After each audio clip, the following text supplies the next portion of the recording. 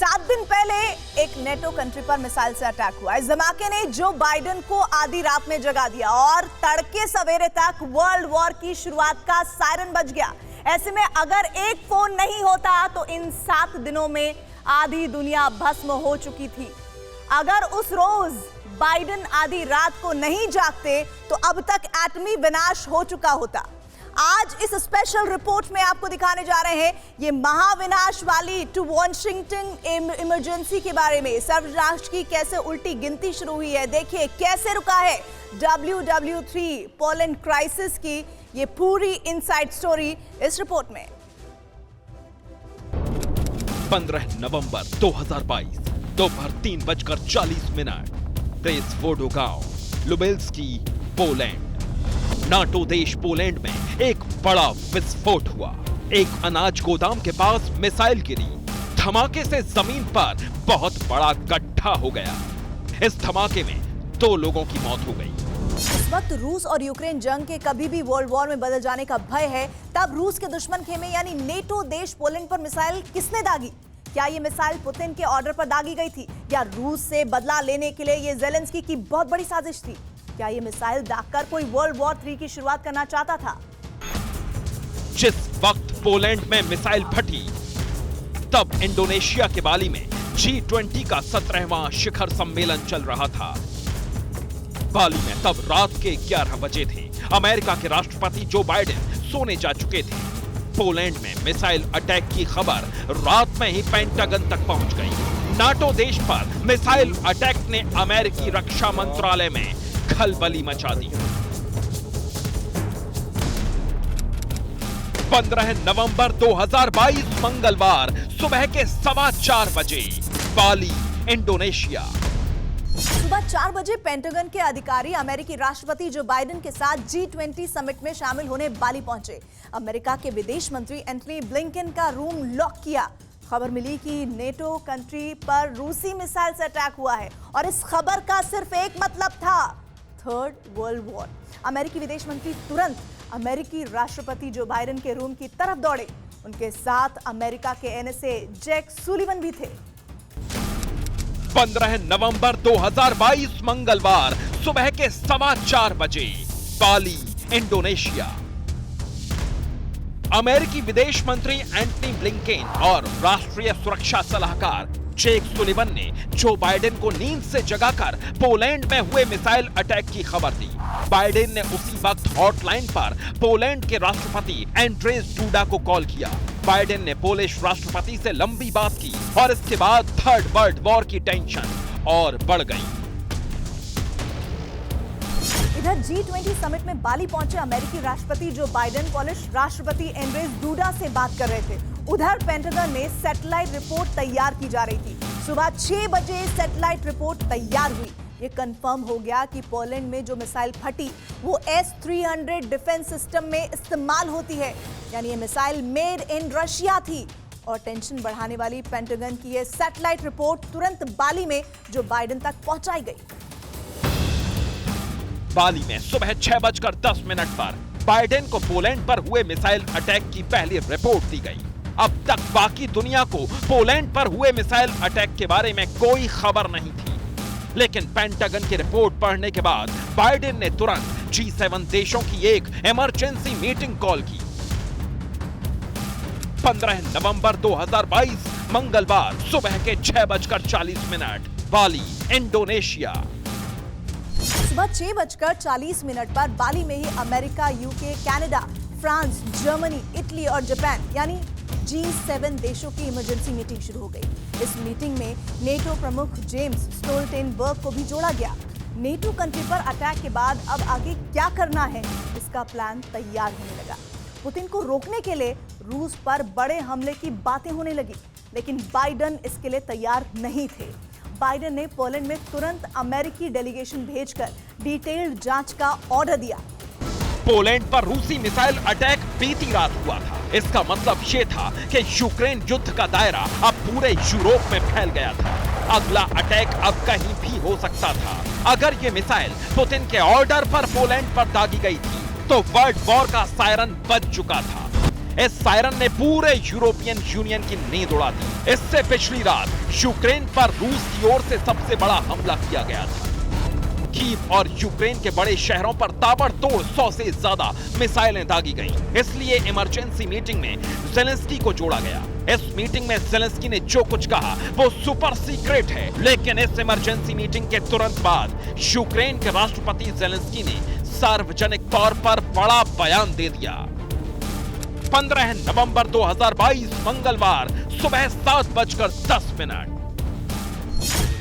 आज वही हुआ जिसके बारे में मैंने बहुत पहले चेतावनी दी थी। बार बार इसके बारे में बात की थी। रूसी आतंक यूक्रेन की सीमाओं तक सीमित नहीं है, ये पहले से ही मोल्दोवा के क्षेत्र में फैल गया है। आज रूसी मिसाइलों ने पोलैंड को निशाना बनाया है। हमारे मित्र देश पर हमला हुआ है, लोग मारे गए हैं। पोलैंड के लोग यूक्रेन के भाइयों की संवेदना स्वीकार करें। कितनी बार यूक्रेन ने कहा था, ये आतंकवादी देश हमारे देश पर हमले तक सीमित नहीं रहेगा।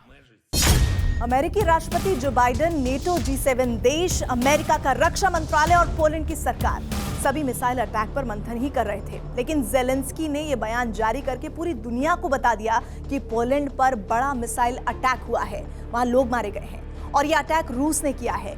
लेकिन ज़ेलेंस्की यही नहीं रुके। ज़ेलेंस्की ने आगे जो कहा, उसने तो इस मिसाइल अटैक को वर्ल्ड वॉर 3 ही बना दिया। नाटो क्षेत्र पर मिसाइलें दागना, ये नाटो की सामूहिक सुरक्षा पर रूसी मिसाइलों से हमला है। ये बहुत खतरनाक हमला है। हमें तुरंत इसके खिलाफ कार्रवाई करनी चाहिए। और अब मैं अपने सभी पोलिश भाइयों और बहनों से कहना चाहता हूं, यूक्रेन इस जंग में हमेशा आपका समर्थन करेगा। बिना किसी जांच पड़ताल के ज़ेलेंस्की के बयान ने इस वॉर को अचानक बहुत बड़ा बना दिया। पोलिश राष्ट्रपति एंड्र्यूज डूडा ने भी नाटो से सुरक्षा का कमिटमेंट निभाने को कहा। अमेरिका और नाटो पर मिसाइल अटैक का जवाब देने का दबाव बहुत बढ़ गया। अब तक ज़ेलेंस्की के बयान के अलावा कहीं से यह कंफर्म नहीं हुआ था कि यह मिसाइल अटैक रूस ने किया है। सैटेलाइट रिपोर्ट बता रही थी कि मिसाइल रूस ने नहीं बल्कि यूक्रेन की जमीन से उड़ी थी। इसीलिए अमेरिका के राष्ट्रीय सुरक्षा सलाहकार जैक सुलिवन ने तुरंत ज़ेलेंस्की ऑफिस को कॉल किया।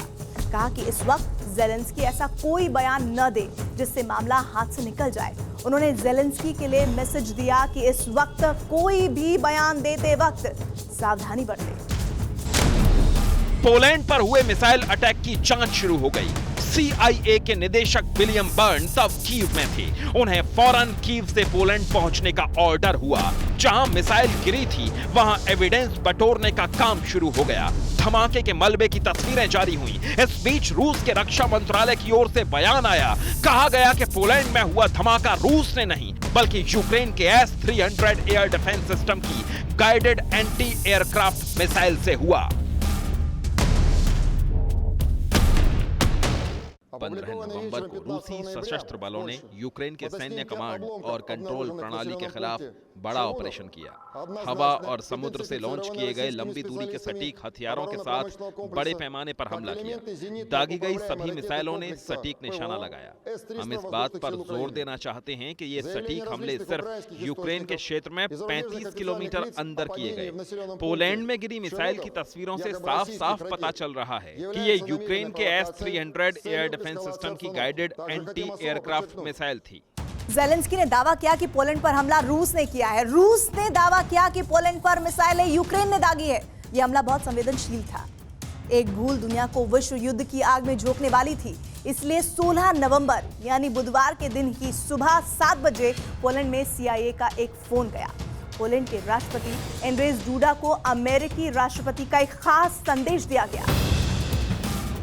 बुधवार की दोपहर बाली में बाइडेन ने नाटो के सचिव और G20 के कुछ नेताओं के साथ मीटिंग की। इस मीटिंग की तस्वीर दुनिया ने देखी। विश्व नेताओं के चेहरे पर तनाव साफ साफ दिख रहा था। एक तरफ पोलैंड पर हुए हमले ने बाली के G20 सम्मेलन में टेंशन बढ़ा दी। दूसरी तरफ पेंटागन में युद्ध की तैयारियां हो रही थी और व्हाइट हाउस में तेजी से एक रिपोर्ट तैयार हो रही थी।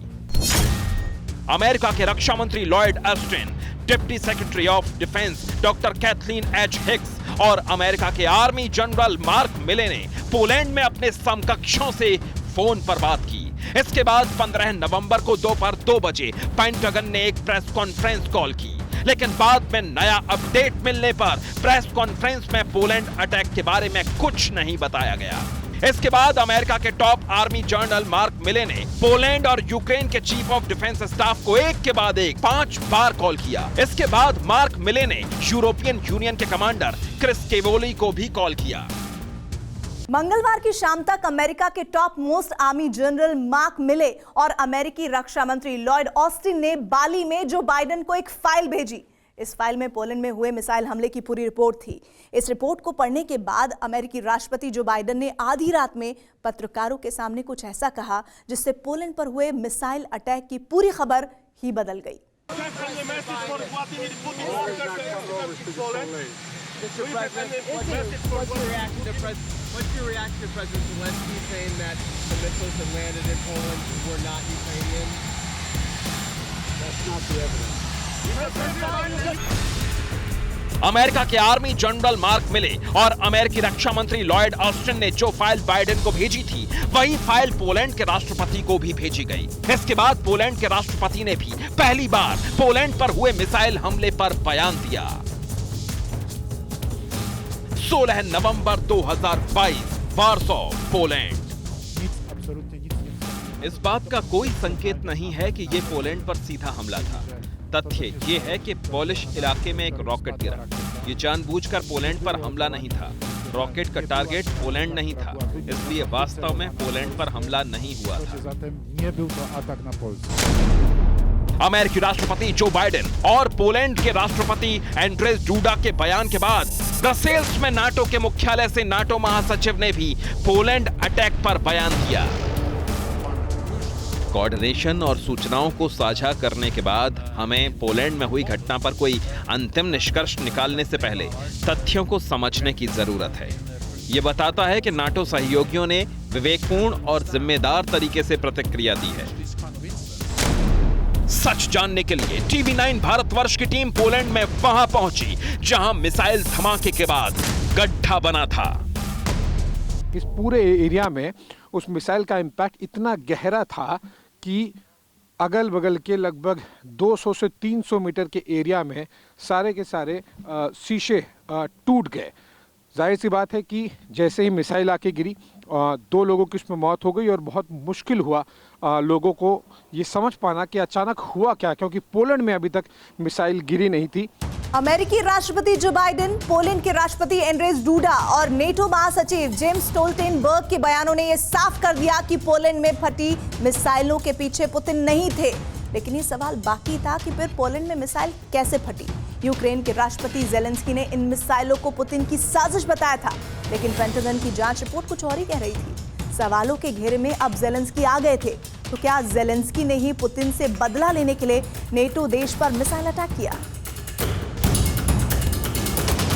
क्या जेलेंस्की ने दुनिया को विश्व युद्ध की आग में झोंकने के लिए सबसे बड़ा झूठ बोला? अब सवालों का जवाब देने की बारी जेलेंस्की की थी। दबाव बढ़ा तो जेलेंस्की एक बार फिर सामने आए। इधर उधर की बात करने के बाद कबूल किया कि पोलैंड में गिरी मिसाइल उन्हीं की थी, लेकिन इसके आगे के कई सवालों का जवाब वो दबा गए। पोलैंड पर गिर गया या हिट हो गया, ये निश्चित रूप से एक त्रासदी है। हम तो ये त्रासदी लंबे समय से झेल रहे हैं। मैं चाहूंगा कि हर कोई समझे कि क्या हो रहा है। जेलेंस्की ने मिसाइल हमले को लेकर दुनिया से झूठ बोला। जेलेंस्की के इस बड़े झूठ के बाद से बाइडेन ने उनसे बात नहीं की है।